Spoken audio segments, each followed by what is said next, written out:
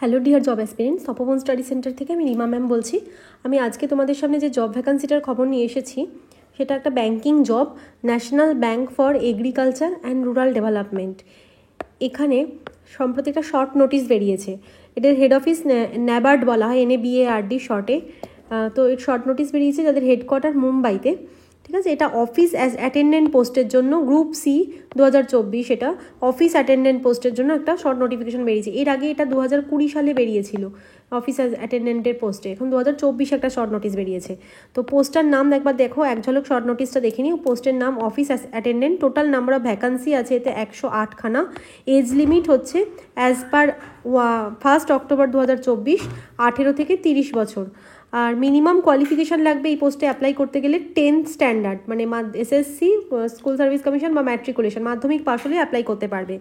আর এই পোস্টের জন্য যেটা স্যালারি দেবে, এই অফিস অ্যাটেন্ডেন্ট পোস্টে চাকরি পেলে স্যালারি থাকবে গ্রস ₹35,000।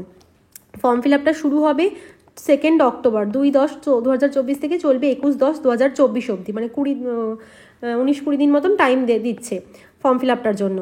আর এই ফর্ম ফিল আপের ডিটেল নোটিফিকেশান মানে স্টেট ওয়াইজ ভ্যাকান্সি কত আছে, এডুকেশনাল কোয়ালিফিকেশান, এটা কিন্তু স্টেট ওয়াইজ ভ্যাকান্সি রিলিজ করে।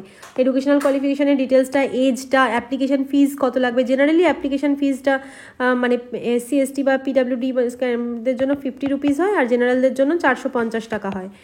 ওকে, এগুলো তোমার ডিটেলস তোমরা, বা সিলেকশন প্রসিডিওর বলতে প্রিলিমিনারি হবে, মেন হবে, ল্যাঙ্গুয়েজ প্রফিসিয়েন্সি টেস্ট হবে।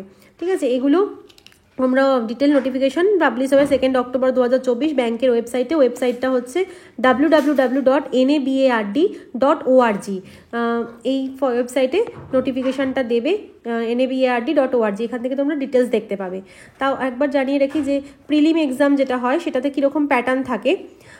তোমরা যারা এলিজিবল, মানে তোমরা যদি মনে করো পরীক্ষাটায় বসতে চাও, যারা প্রিপারেশন নিচ্ছ পরীক্ষায় বসতে চাও তো বসতে পারো, যে চাইলে করতে পারো ফর্ম ফিল আপ।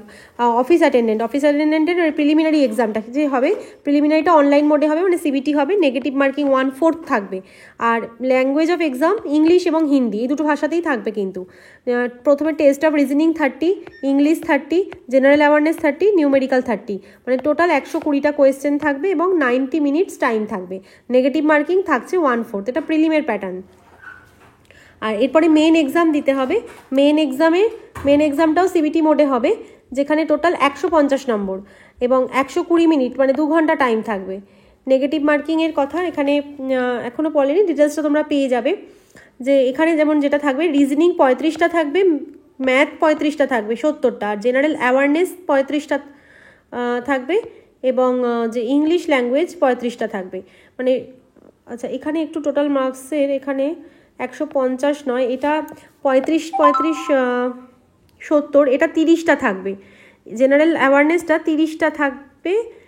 আচ্ছা, একটু সম্ভবত, আচ্ছা, মেন এক্সাম প্যাটার্নটা 150টা কোয়েশ্চেনের ওপর হয়। ওকে, মেন এক্সাম প্যাটার্নটার কথা আমি একটু বলে দিচ্ছি। এটা 150 নম্বর হয়। এটা জেনারেল অ্যাওয়ারনেসটা না, জেনারেল অ্যাওয়ারনেসটা জেনারেলি 50 নাম্বারই হয়। আচ্ছা, ম্যাথ রিজনিং 35টা করে থাকবে, জেনারেল অ্যাওয়ারনেসটা 50 থাকবে। ঠিক আছে, জেনারেল অ্যাওয়ারনেস 50 থাকবে, আর ইংলিশ 30 থাকবে। 30 মানে ইংলিশ 30, মানে 35 এদিকে 70 হলো, আর ইংলিশ 30 নিয়ে 100 হয়ে গেল, আর জেনারেল অ্যাওয়ারনেস 50, মানে টোটাল 150টা কোয়েশ্চেন থাকবে।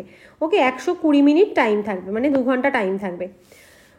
তো এই পর্যন্ত তোমাদের ডিটেল নোটিফিকেশান তোমরা পেয়ে যাবে যখন নোটিফিকেশান দেবে, ওয়েবসাইট NABARD.org-তে তোমরা পেয়ে যাবে।